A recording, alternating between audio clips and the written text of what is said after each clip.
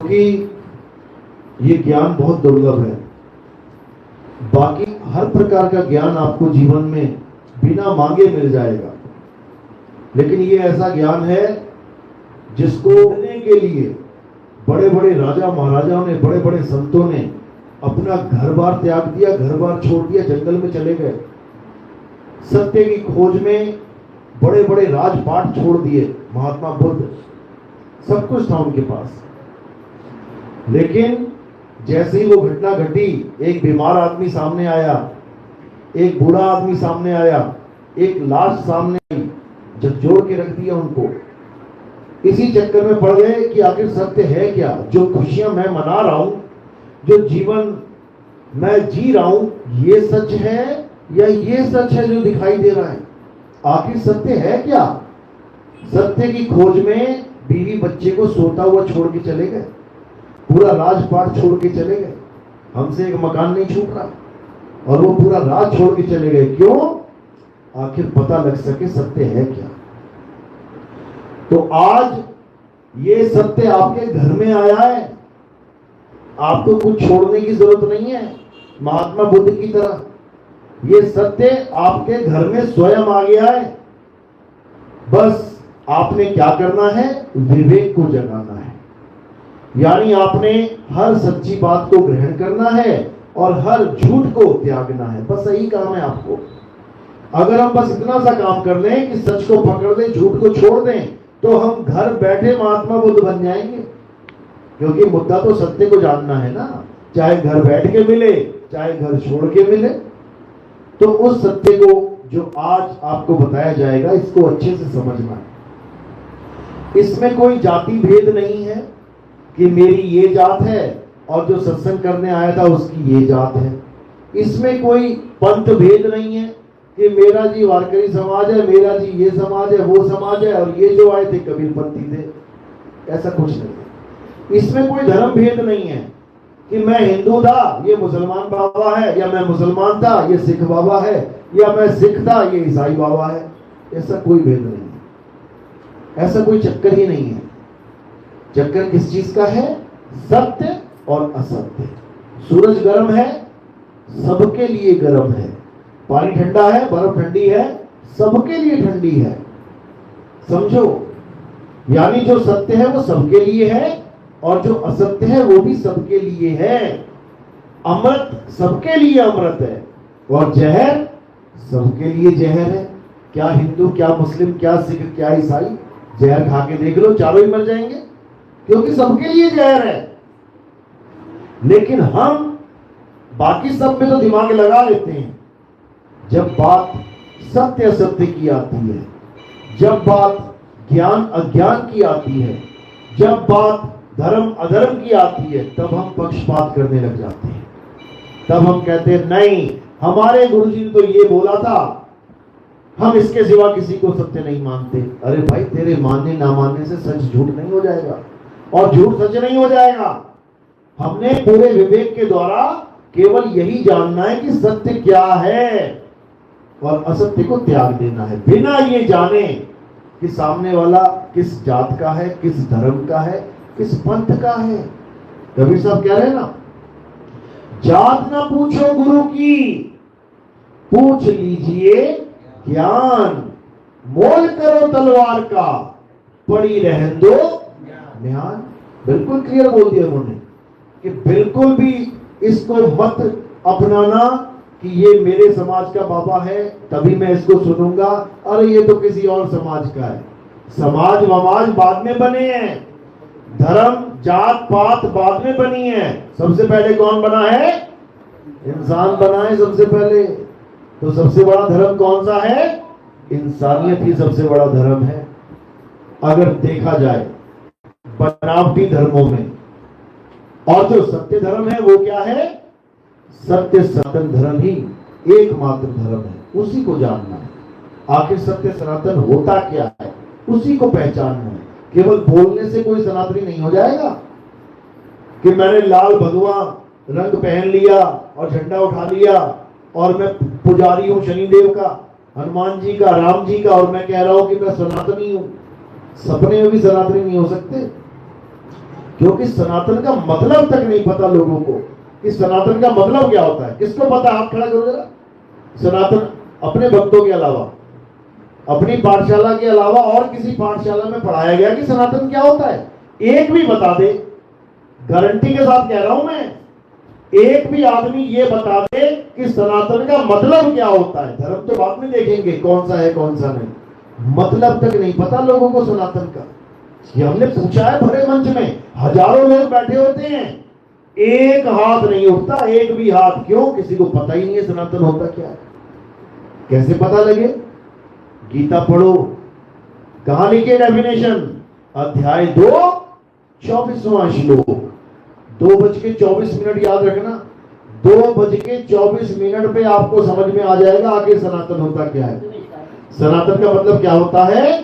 जो सदा सदा रहे, जो कभी जन्मे और मरे ना, वो है सनातन। अब बता दो कौन से भगवान की पूजा करते हो जो सदा सदा से है? अरे राम जी त्रेता में आए, त्रेता में चले गए। कृष्ण जी द्वापर में आए, द्वापर में चले गए। सारे भगवान, सबकी हिस्ट्री जानो आप, कब कौन पैदा हुआ, किसने पैदा किया, कैसे पैदा हुआ और कब ये शरीर छोड़ के चला गया, सबकी हिस्ट्री लगी है, सबके बारे में बता रखा है। सनातन इनमें से एक भी नहीं है। सनातन कौन है? जिसका जन्म ही ना हुआ हो।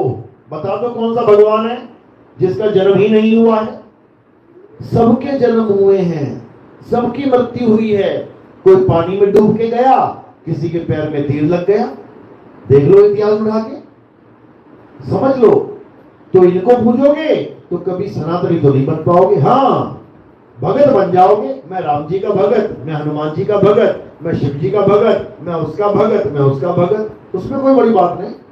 भगत तो लोग किसी के भी बन जाते हैं, लेकिन सनातनी बनना ये बहुत दुर्लभ ज्ञान है। तो आज उसी सनातन का भेद खोलेंगे। सत्संग शुरू करने से पहले परमात्मा के नाम पे जयकार लगाएंगे और फिर सत्संग शुरू करेंगे। बोलिए परमपिता परमात्मा की जय, सदगुरुबंदी छोड़ कबीर साहिब की जय, सभी संतों की जय, सभी भक्तों की जय, सत्संग कराने वालों की जय, इनके माता पिता की जय, इनके बाल गोपाल की जय, गांव नगर बस्ती की जय, आज के आनंद की जय। बोलिए सदगुरुबंदी छोड़ कबीर साहिब की सलामी जय हो। साहिब बंदगी सदगुरु नितिनपति साहेब की जय। तो मुद्दा केवल एक ही है, सत्य और असत्य। इसके अलावा इस दुनिया में कोई झगड़ा है ही नहीं।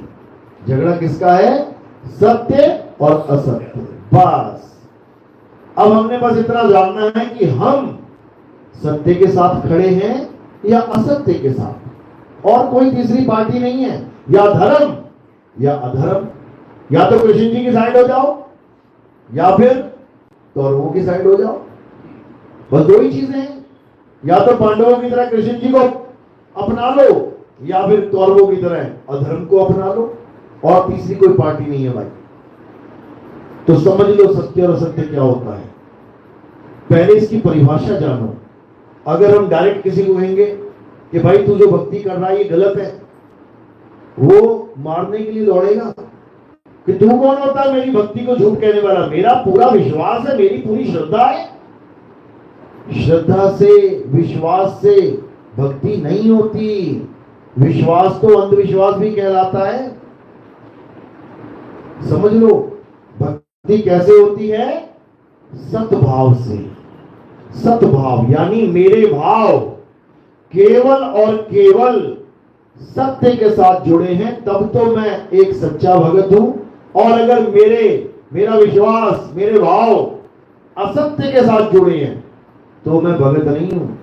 सीधी सी बात है। तो क्या है सत्य, क्या है असत्य, ये हमें कैसे पता लगेगा? ये हमें गीता से पता लगेगा। गीता में सत्य और असत्य का भेद कहां समझाया है? अध्याय 2 16वां श्लोक पढ़ो। क्या कहते हैं? हे अर्जुन, इस दुनिया में केवल 2 प्रकार के तत्व हैं। कौन कौन से? एक असत्य और एक सत्य। बस 2 ही हैं। असत्य क्या है? जो जन्मता और मर जाता है वो असत्य है। जो पल पल बदलता है वो असत्य है। जो सदा एक सा नहीं रहता वो असत्य है। समझ लो। और जो असत्य की पूजा करता है वो और उसकी भक्ति भी असत्य है। अब सत्य क्या है? सत्य वो है जो ना तो कभी जन्मता है और ना ही कभी मरता है। सत्य वो है जो कभी बदलता नहीं, सदा एक रस रहता है, अखंड रहता है, जो कभी खंडित नहीं होता, वही सत्य है। अब ये आपको पैरामीटर मिल गया, आपको एक मीटर मिल गया। अब आपने इससे नाप लेना है अपनी अपनी भक्ति को। कोई जात नहीं, कोई पात नहीं, कोई धर्म नहीं, कोई भेद नहीं, बस मीटर लगाया, यस और नो। जैसे हम टेस्टर लगाते हैं, बोर्ड में करंट है कि नहीं, मीटर लगाया, या तो है या नहीं है, बीच वाली कोई व्यवस्था नहीं है, यस और नो। कोई 50-50 वाला काम नहीं है, धर्म या अधर्म, सत्य या असत्य। तो आप समझते हैं कि असत्य क्या है? जो पैदा होता है और मर जाता है वो असत्य है। यानी ये काया पैदा होती है और मर जाती है, असत्य है। अब अगर हम काया की पूजा कर रहे हैं तो हम किसकी पूजा कर रहे हैं? सत्य की या असत्य की? असत्य की। किसका शरीर असत्य है? मेरा? सबका। सबका। समझ लो, सबका में कौन आ गया? सबका में कोई बचा क्या? सबका में सबका। राम जी का, कृष्ण जी का, हनुमान जी का, शेरा वाली माता का, सबका। मेरा, तुम्हारा, बाबा नानक का, दादू जी का, सबका। रविदास जी का, मीराबाई का, सबका। क्यों? सभी पैदा हो रहे हैं और सभी की देह छूट रही है। अब दूसरा गुण क्या है असत्य का? कि वो पल पल बदलता है। देखो ये काया बदल रही है। बचपन में इतने से थे और बड़े हुए इतने हो गए, और बड़े हुए इतने हो गए, आज 6 फुट के हो गए, कल को बूढ़े होने लग जाओगे। बदल रहा है। जो बदल रहा है वो असत्य है। मंदिर लगा लो, आज खुदाई हुई नींव तो अंदर को गड्ढे हो गए जमीन में, फिर बढ़ना चालू हुआ, ऊपर को उठना चालू हो गया, रोज 2-2 फुट बढ़ा रहे हैं, रोज बदल रहा है। तो सत्य है कि असत्य है? असत्य है। इस यही हाल मस्जिद, गुरुद्वारे, चर्च का, रोज बन रहा है, रोज बन रहा है, रोज असत्य है। असत्य है। और पीपल ले लो, तुलसी ले लो, आज पूजा कर रहे हो, हरी भरी है, 10 दिन पानी नहीं डाला, उसके बाद क्या हो जाएगी? पीली हो जाएगी। आज खड़ा हुआ है पेड़, कल आंधी चली, सारे पेड़ गिर गए। असत्य है। यानी जो बन रहा है, बिगड़ रहा है, जो बदल रहा है, कुछ भी चेंज हो रहा है तो असत्य है, माया है। ये है परिभाषा असत्य की। और क्या है असत्य? ये जो मुंह से अक्षर निकल रहे हैं ये भी समझ लो सत्य है या असत्य है। जैसे हम कबीरपंथी हैं, हम कबीर साहब को कई लोग कहते हैं सत साहिब, यानी सच्चा साहिब। अब सच्चा साहिब, सत साहिब, नाम सच्ची होगा या झूठ है? अभी मीटर लगा लेते हैं। जैसे मैं बोलूंगा अगर बदल गया तो ये झूठ है। देखो, सत साहिब कितनी बार बदल गया? 5 बार बदल गया।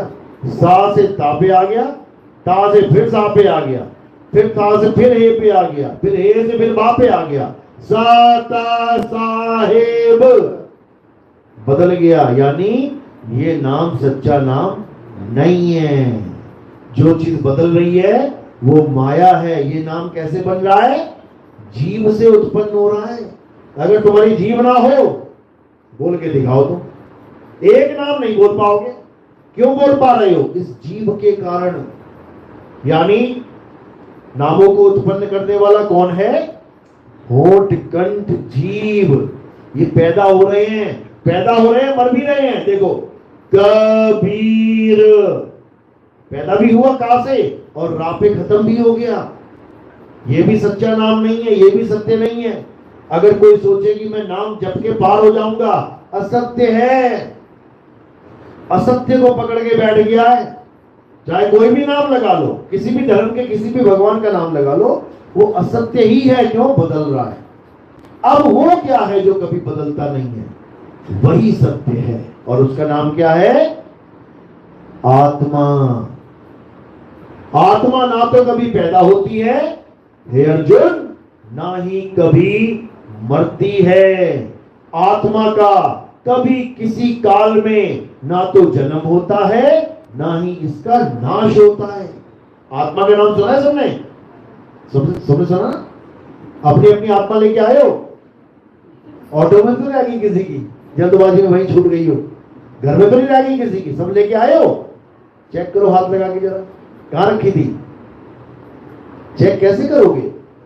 ये जो तुम हंस रहे हो, ये तुम्हारी आंखें चल रही हैं, कान सुन रहे हैं, सांस चल रही है, दिल धड़क रहा है, ये प्रूफ है कि तुम्हारी आत्मा कहीं छूटी नहीं है, तुम्हारे पास ही है।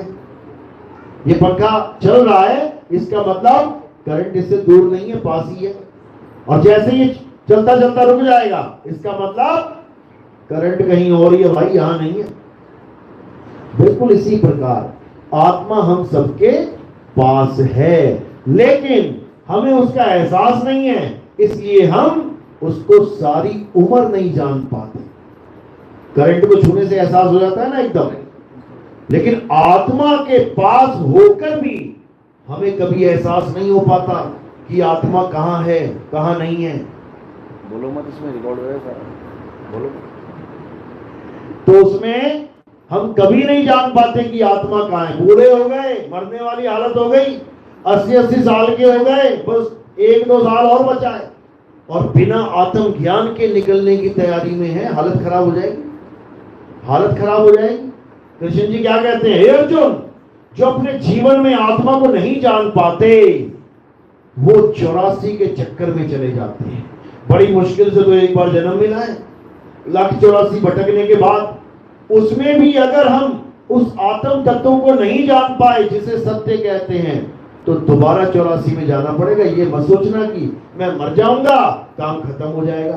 काम शुरू हो जाएगा, खत्म नहीं होगा, शुरू हो जाएगा। फिर वही काम, कीड़े मकोड़े, सुंडियां, पता नहीं क्या क्या बनाएगा, कॉकरोच, मच्छर, मक्खी, सांप, बिच्छू, घड़ियाल, पता नहीं क्या क्या बनाएगा ये। कुत्ता, बिल्ली, सुअर, नालियों में घूमना पड़ेगा, गंद खाना पड़ेगा। अभी तो बड़ा साफ साफ साफ सब कुछ रखा हुआ है, फिर ना मिलेगा ये जीवन इंसान का। और हम इसको बर्बाद करने में लगे हैं बिना सत्य और असत्य को जाने। इसीलिए गीता का संदेश दिया गया, हे अर्जुन, जो सत्य को जान लेते हैं, जो सत्य को पहचान लेते हैं, वो कभी इस संसार में वापस नहीं आते। लेकिन जाने कैसे? सत्य है तो हमारे साथ ही है, आत्मा सबके साथ है। जिसके पास आत्मा नहीं है, हाथ खड़ा करो। सबके पास, हाथ भी ना खड़ा कर पाओगे आत्मा ना होती, वहीं पड़े हो जाओगे, ढेरी हो जाएगी। तो आत्मा सबके पास है, लेकिन हम फिर भी आत्मा को नहीं जान पाते। कारण क्या है? कारण बस इतना है कि हमें कोई आत्मज्ञानी गुरु नहीं मिलता। आत्मज्ञानी गुरु नहीं मिलता तो कौन सा गुरु मिल जाता है? जपी तपी सन्यासी। हम गए गुरुजी के पास, गुरुजी मुझे भगवान चाहिए। गुरुजी कह रहे हैं कौन सा भगवान पसंद है? गुरुजी राम जी अच्छे लगते हैं, तू राम राम जप ले। गुरुजी मुझे राधा अच्छी लगती है, तू राधे राधे जप ले। गुरुजी मैं तो शंकर जी का पुजारी हूं, तू ओम नमः शिवाय जप ले। मतलब कमाल हो गई है। जो भगवान अच्छा लगता है उसका नाम जप ले। तो तुम्हारे पास क्यों आऊं? तुम्हारे पास आने की क्या जरूरत है? बिना तुम्हारे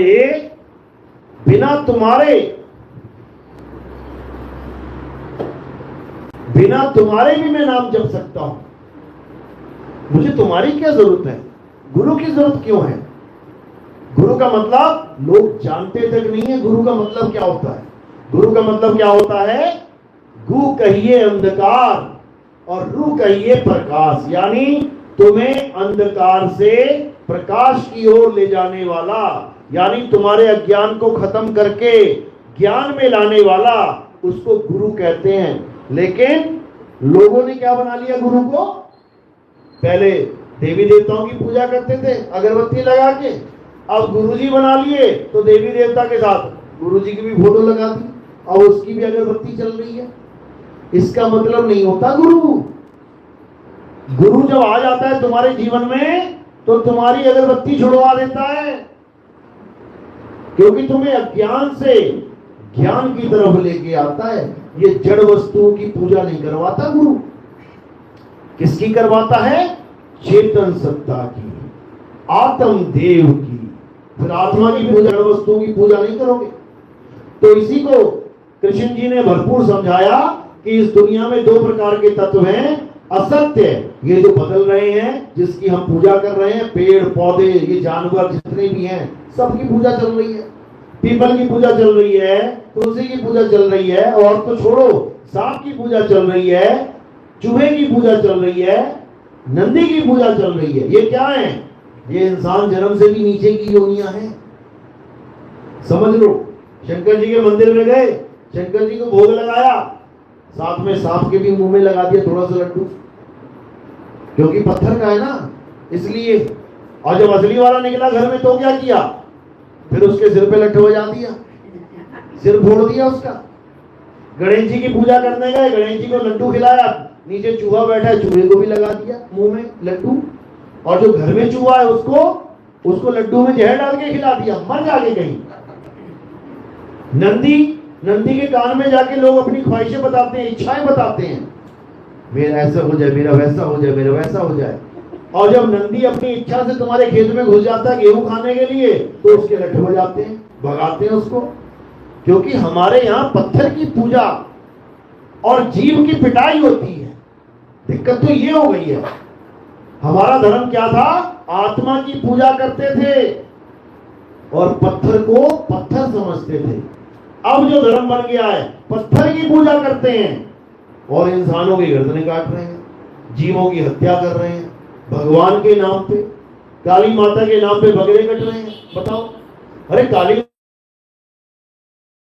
सारी तुम्हें देखने को ना मिले बकरा। तुम्हें गुलाब जामुन पसंद है, तुम्हारे फ्रिज में पीस पड़े हो, रात भर में 5 गायब हो जाएंगे, अगर तुम्हारा फेवरेट है तो भैया, अगर काली माता को बकरा ही चाहिए, तुमसे थोड़ी नहीं मांगेगी। उसके हाथ में कटार है, वो खुद ही काटती रहेगी बैठी। लेकिन नहीं, हमने अपने फायदे के लिए देवी देवताओं का नाम खराब कर रखा है, उसका नाम यूज करके हम अपना पेट भर रहे हैं। बताओ, अब दारू पिला रहे हैं कई भगवानों को, बताओ, ब्रांडेड दारू चल रही है। पंडित जी बता रहे हैं अंग्रेजी लेके आना, उसको पता पंडित जी पिएगा वहां पे, कोई भगवान थोड़ी नहीं पीने वाला दारू। तो ऐसे ही हमारे धर्म का सत्यानाश हो रहा है, लेकिन हमें कोई फर्क ही नहीं पड़ता, क्योंकि हमें पता ही नहीं है धर्म होता क्या है। हमें तो यही पता है कि जैसे चल रहा है चलने दो। इसीलिए बार बार कृष्ण जी को यहां आना पड़ता है। क्या बोल रहे हैं? यदा यदा ही धर्मस्य ग्लानिर्भवति भारत।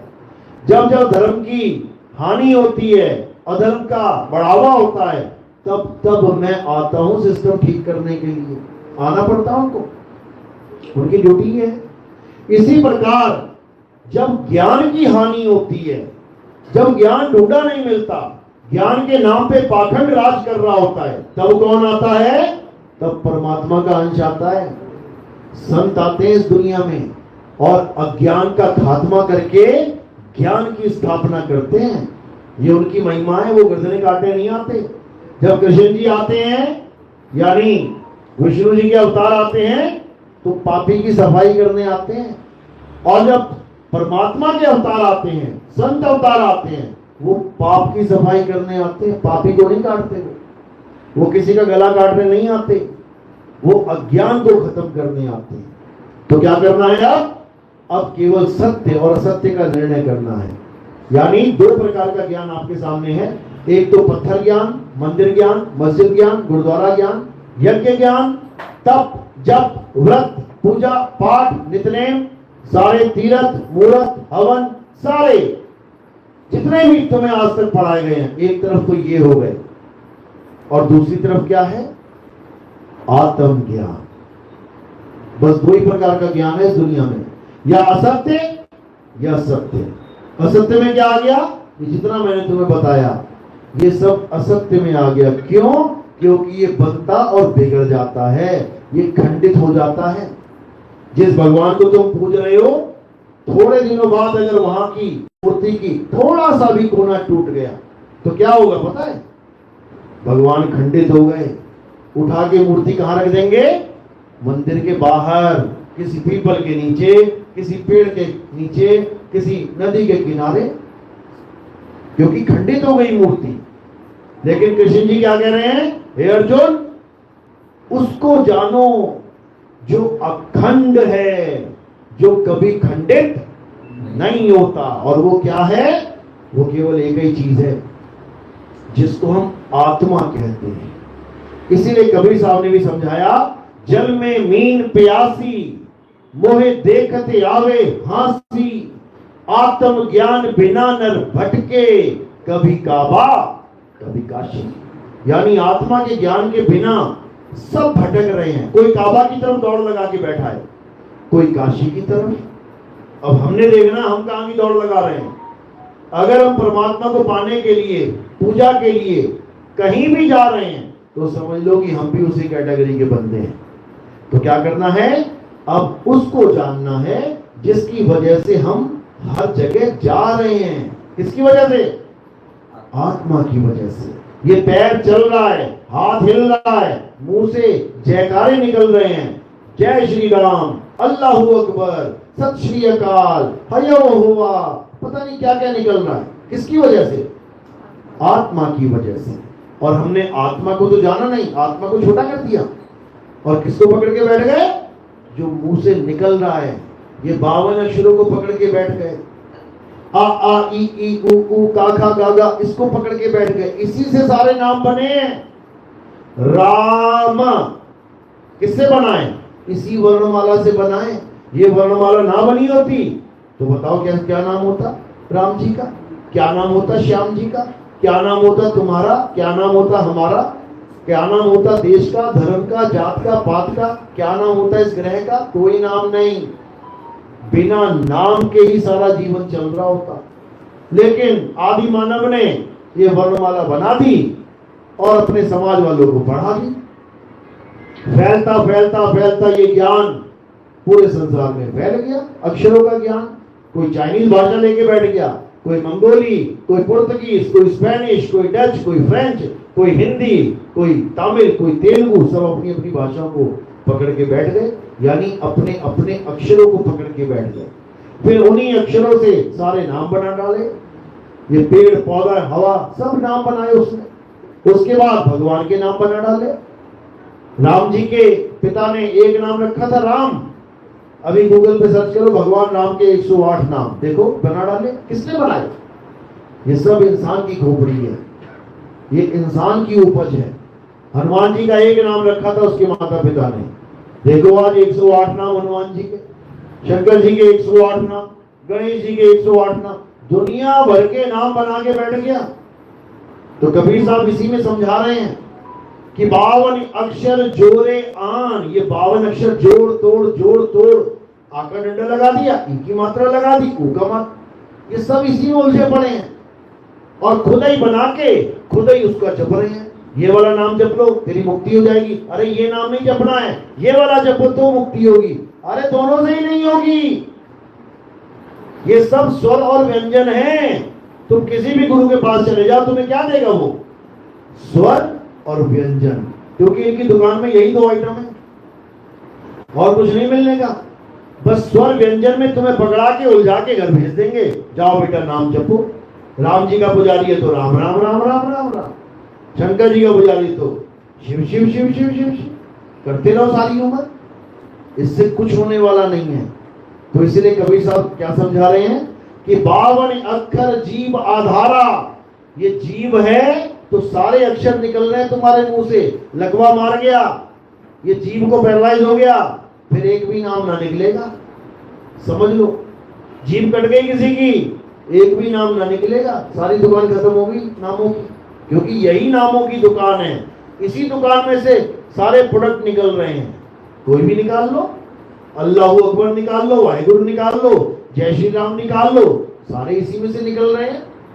बस इसी को समझना है कि किसकी वजह से निकल रहे हैं। आत्मा की वजह से। आत्मा है तो तुम हिंदू बन जाओ, मुस्लिम बन जाओ, सिख बन जाओ, ईसाई बन जाओ, तुम्हारी मर्जी है। आत्मा है तुम कोई भी नाम जप लो, तुम्हारी मर्जी है। और जब आत्मा नहीं है तो तुम हिल भी नहीं सकते, एक उंगली भी नहीं हिल सकती तुम्हारी, नाम तो क्या निकलेगा। तो यही कबीर साहब समझा रहे हैं कि अगर परमात्मा को पाना है तो अपनी आत्मा को जानो। जब लगना चीनोगे आत्म, तब लगना मिली है परमात्म। आत्म चीने परमात्म चीने, संत कहावे सोए, और यह भेद काया से न्यारा, बूझे बिरला को। कहते हैं आत्मा को जान लो, आत्मा क्या है समझ लो, परमात्मा को जान जाओगे। कहीं जाने की जरूरत नहीं है, आत्मा तुम्हारे पास है, बस उसको जानना मात्र है। लेकिन कैसे जानेंगे? अध्याय 4 34वां श्लोक। हे अर्जुन, अगर तुम आत्म तत्व को जानना चाहते हो, अगर तुम सत्य को जानना चाहते हो तो क्या करना है?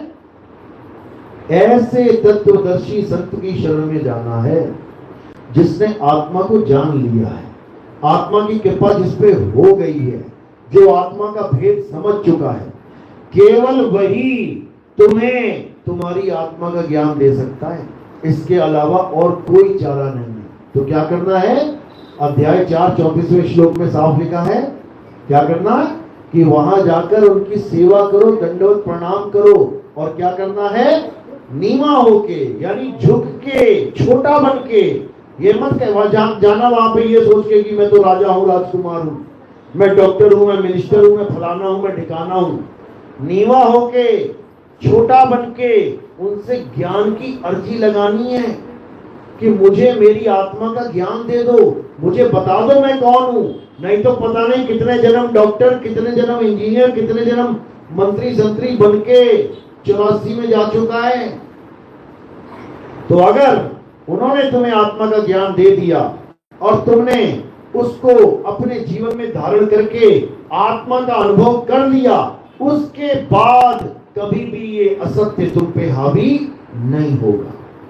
यानी तुमने एक बार जान लिया कि आत्म तत्व होता क्या है, उसके बाद तुम कभी सपने में भी अपने आप को शरीर नहीं मान सकते, क्योंकि तुम्हें पता लग गया है कि आत्मा और शरीर में आखिर फर्क क्या है। जैसे कोई बच्चा है जिसे नहीं पता ये करंट कैसे चल रहा है, वो क्या सोचेगा? ये पंखा अपने आप चल रहा है। उसको ये नहीं पता है कि करंट से चल रहा है, वो सोचेगा ये पंखा अपने आप चल रहा है। लेकिन जिस दिन उसने करंट को हाथ लगा लिया और उसे समझ में आ गया कि ये जिससे मुझे झटका लगा है यही इसको चला रहा है, तो उसके बाद कोई जीवन में उस बच्चे को बेवकूफ नहीं बना सकता कि पंखा ही करंट है। नहीं, पंखा अलग है, करंट अलग है।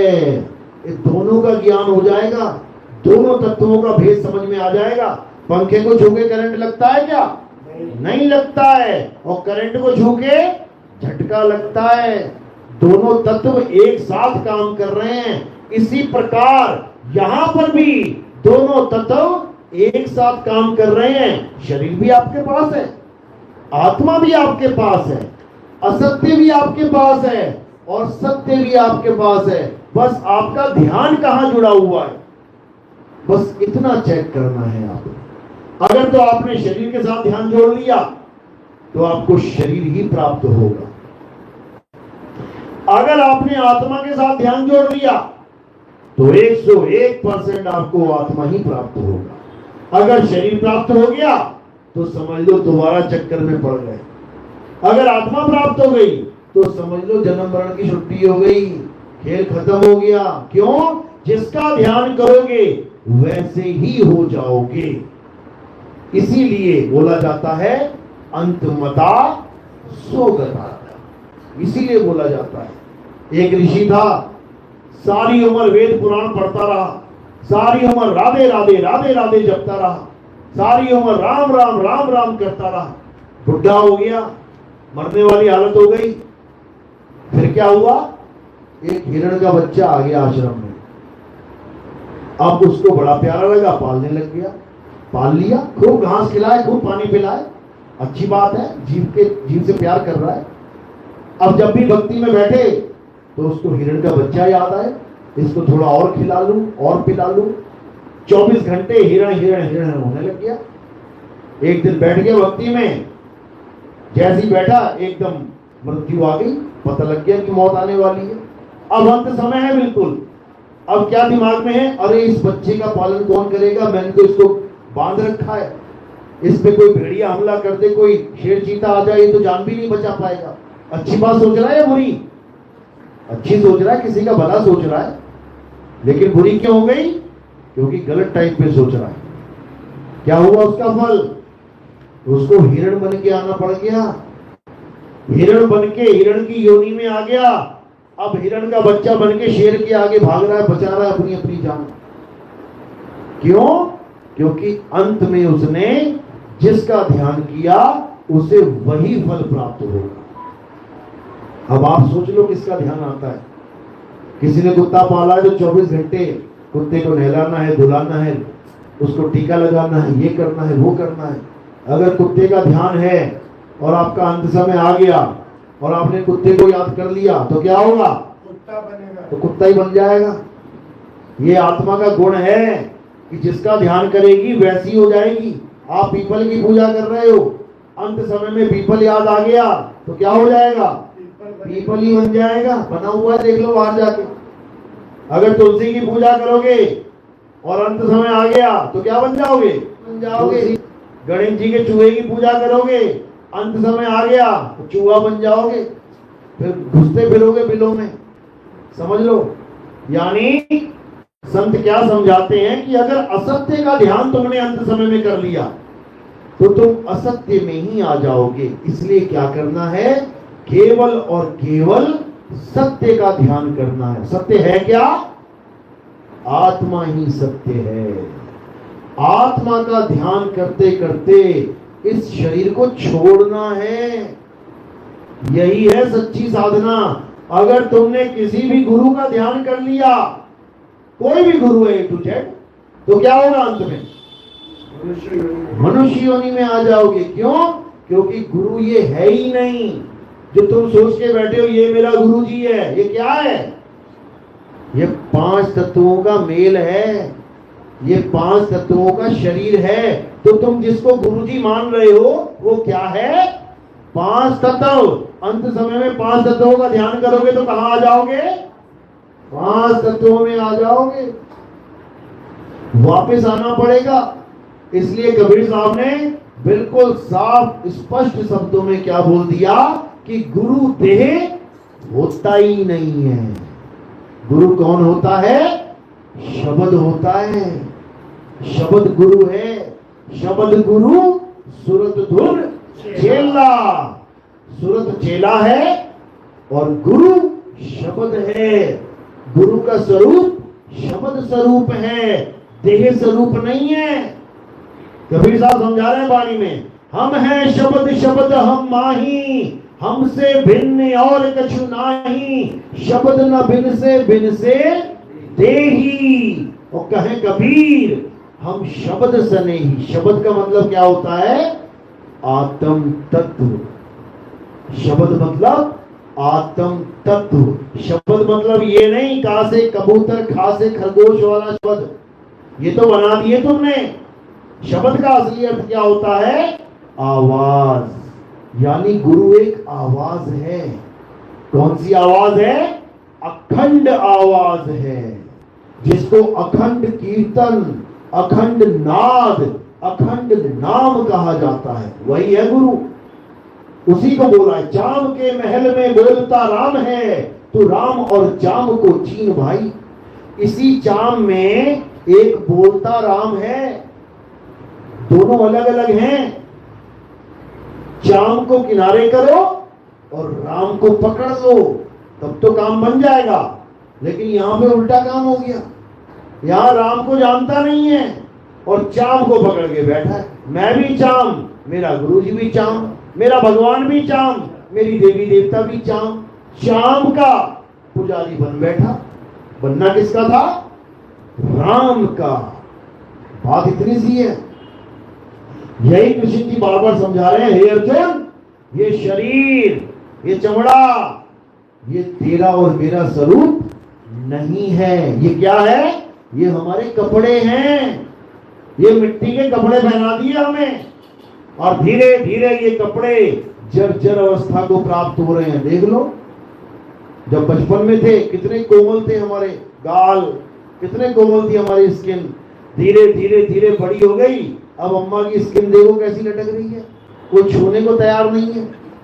चमड़ी कैसी गल रही है, देखने को तैयार नहीं है। अब सुंदरता गई, खत्म। इसी प्रकार जैसे आपके कपड़े पुराने हो जाते हैं, समझ लो 10 साल पुराना सूट जो कभी आपके लिए नया था, आज पहना दे आपको, कहोगे ले इतना पुराना मैं पहनूंगी। इसी प्रकार ये जीव आत्मा भी पुराने कपड़ों को त्याग देती है और फिर बिल्कुल फ्रेश लेके आती है। कहां से लाती है? कौन सी मार्केट में से? अकोला या दावा से? कहां से लाती है? मां के गर्भ से बिल्कुल फ्रेश पीस लेके आती है। फिर गुगलू सा बच्चा पैदा हो जाएगा, फिर बूढ़ा बड़ा होके मर जाएगा, फिर पैदा हो जाएगा, फिर मर जाएगा। कौन? शरीर। लेकिन जो शरीर को धारण कर रहा है वो कभी नहीं मरेगा, वो अमर है। उसी को जीव कहते हैं, ईश्वर अंश जीव अविनाशी। तो तुम क्या हो? नाशवान हो कि अविनाशी हो? अविनाशी हो, लेकिन तुम्हारे दिमाग में कूट कूट के भर दिया गया है कि तुम एक दिन मर जाओगे, मर जाओगे, मर जाओगे। और तुम भी मान के बैठ गए हो, हाँ भैया एक दिन तो मर जाना है। कभी नहीं मरोगे। ये दुनिया का सबसे बड़ा झूठ है, स्कैम है, जो तुम्हारी इस चिप में डाउनलोड कर दिया गया है, तुम्हारी बुद्धि में डाल दिया गया है कि तुम एक दिन मर जाओगे। तुम कभी नहीं मरोगे। किसी माई के लाल में इतनी ताकत नहीं जो तुम्हें मार दे, लेकिन तुम्हें पता ही नहीं है अपने बारे में। तुम कभी नहीं मरते हो। क्या करते हो? शरीर छोड़ते हो केवल। जैसे शरीर पकड़ा और छोड़ा, पकड़ा छोड़ा। बताओ मुझे क्या फर्क पड़ा? इसको फर्क पड़ा, देखो हिल रहा है, नहीं हिल रहा है। अब इसको हिलाए कोई, उठ जा पिताजी उठ जाओ, अरे माताजी उठ जाओ। माता कहां उठेगी? क्योंकि जो हिला रहा था उसने छोड़ दिया। इसी प्रकार तुम अपना शरीर छोड़ते हो। लिखते भी हैं 7 बजे मेरे पिताजी ने शरीर छोड़ दिया। तुम्हारे पिताजी ने शरीर छोड़ दिया तो शरीर तो यहां पड़ा है, तो पिताजी कौन था? सारी उम्र तो इसको पिताजी पिताजी करता रहा, तो पिताजी कौन था? किसको पिताजी बोला है? जिसने शरीर छोड़ दिया वो कैसा था? अरे सारी उम्र मुझे पता ही नहीं लगा, मेरे पिताजी का शरीर किसी और ने पकड़ रखा था। समझना पड़ेगा।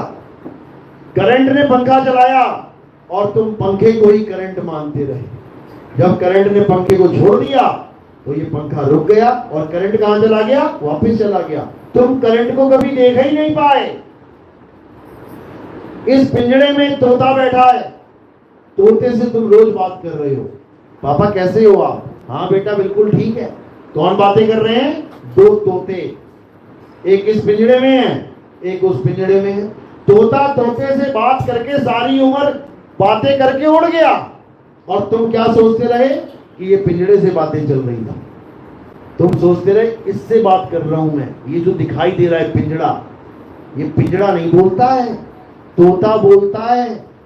लेकिन ये पिंजड़ा इतना स्टाइलिश है कि जब तोता बोलता है तो तोते का मुंह नहीं, इसका मुंह हिलता है। कितना तगड़ा जाल है। यानी ऐसा पिंजड़ा दे दिया है जो पिंजड़ा खाता भी है, पीता भी है, बोलता भी है, चलता भी है। तुम्हें समझ में ही नहीं आ रहा कि मैं तोता हूं कि पिंजड़ा हूं। बस इतना समझ में नहीं आ रहा। बड़ी जुगती से बनाया ये शरीर। ये काल भगवान और माया ने बड़ी जुगती से बनाया है। अलग पुरुष जब किया विचारा, 1,84 धागा डारा। कई लोग कहते हैं ये परमात्मा ने बनाया है। वाणी समझो क्या कह रही है। अलग पुरुष जब किया विचारा, 1,84 धागा डारा, यानी 84 लाख पिंजड़े बना दिए उसने। विचार कर करके, विचार में ही बना दिए। ये कल्पना में है सारा खेल चल रहा है। ये शरीर तुम्हारा नहीं है, ये कल्पना का शरीर है। तुम कौन हो? कल्पना से परे। जैसे तुम वीडियो गेम खेलते हो, उसमें तुमने कोई पार्ट ले लिया, लड़का ले लिया या लड़की ले ली, अब वो शरीर है, तुम नहीं हो। तुमने तो उसको ज्वाइन कर लिया कि हाँ, सिलेक्ट कर लिया कि मैं इस रूप में लड़ूंगा। दो लोग लड़ते हैं वीडियो गेम्स में, लड़ने वाली गेम होती है। एक ने लड़की बना दी, एक ने लड़का बना लिया, आपस में लड़ रहे हैं। और जो लड़ रहे हैं वो दिख रहे हैं, और जो बाहर बैठा है उसको देख ही नहीं पा रहे हैं। तो सारी दुनिया किसको देख रही है? जो इस गेम में हम खेल रहे हैं।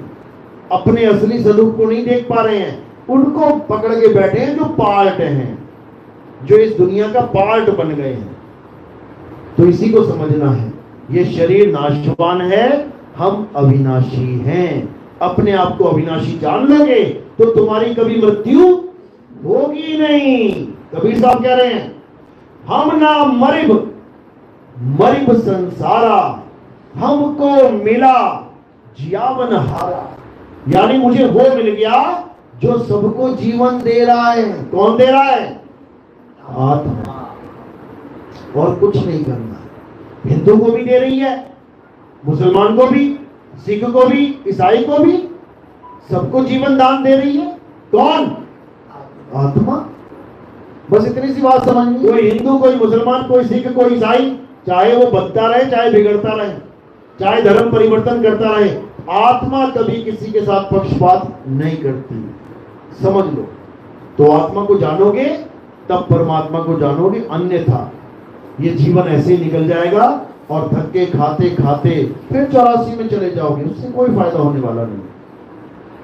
तो यही गीता का सार है कि क्या करना है? अपने आत्म तत्व को जान लो। आप में और कृष्ण जी में आत्म तत्व के रूप में कोई फर्क नहीं है। इसी को तत्व ज्ञान कहते हैं। मटके अलग अलग हो सकते हैं, लेकिन उसमें पड़ा पानी अलग अलग नहीं है। कबीर कुआं एक है, पानी भरे अनेक, बर्तन सबके न्यारे न्यारे, पानी सब में एक। बस उस एक पानी को पी लोगे तो गला गीला हो जाएगा। यही करना है, और कुछ करना भी नहीं। बात समझ में आ रही है? बहुत अच्छी बात है अगर समझ में आ रही है। और भी हमारे सत्संग अगर सुनना चाहते हैं, यूट्यूब चैनल कहत कबीर सुनो भाई साधो में आप सुन सकते हैं, या फिर नितिन दास के सत्संग लिखेंगे, यूट्यूब पे हजारों सत्संग मिल जाएंगे आपको। ध्यान से सुनते जाना, विवेक बढ़ता जाएगा, अज्ञान खत्म होता जाएगा। धर्म जात पात का कोई खेल नहीं है यहाँ पे। यहाँ सत्य असत्य का निर्णय है। जब सत्य को जान लोगे तब समझ लो कि सत्यवादी बन जाओगे, सत्संगी बन जाओगे।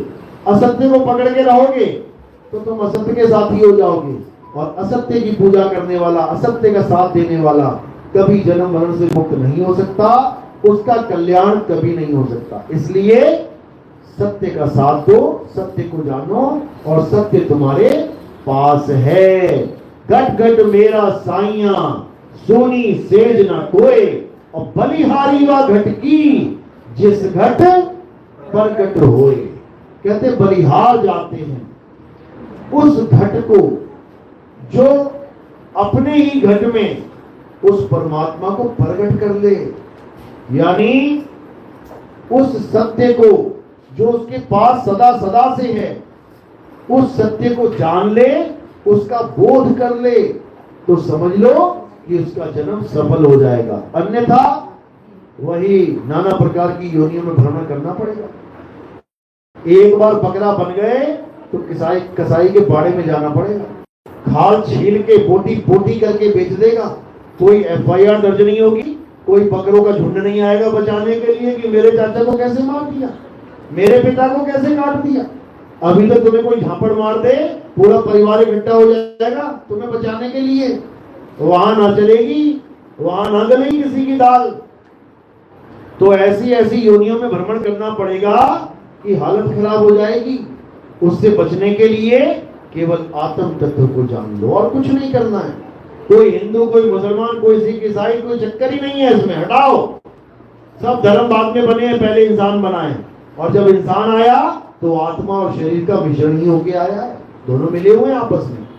बस असत्य को छोड़ना है, सत्य को पकड़ना है और कल्याण हो जाएगा। चलो, तो आज का सत्संग यही समाप्त करते हैं और उम्मीद है परमात्मा की दया होगी आप पे और सत्य का निर्णय कर पाएंगे। इसी के साथ शब्दों को विराम देता हूं। बोलिए परमपिता परमात्मा की, सदगुरुबंदी छोड़ कबीर साहिब की, सभी संतों की, सभी भक्तों की, आज के आनंद की, सकल हंस को बंद की। साहेब बंद की।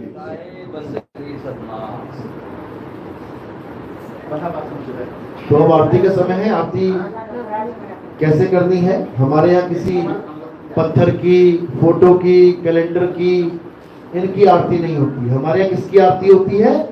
आत्मा की, आत्म देव की, गुरु की आरती होती है। कैसे करनी है? एक एक करके आएंगे, थोड़े से फूल उठा के मेरे सिर के ऊपर रखेंगे। जैसे ही फूल सिर पे रखे, इसका मतलब पूरी काया से परे आपने फूलों को रख दिया। क्यों? काया नाशा है। काया से परे रखा यानी आत्मदेव को समर्पित हो गया। तो फूल का स्थान है सिर के ऊपर, और कोई प्रचार प्रसार में योगदान करना चाहेगा तो उसका स्थान है पैरों में। कोई सेवा करना चाहेगा, योगदान करना चाहेगा, वो पैरों में। तो ये दो चीजों को याद रख के अब आरती होगी। आरती लगा लो। आरती सतनाम की कीजिए।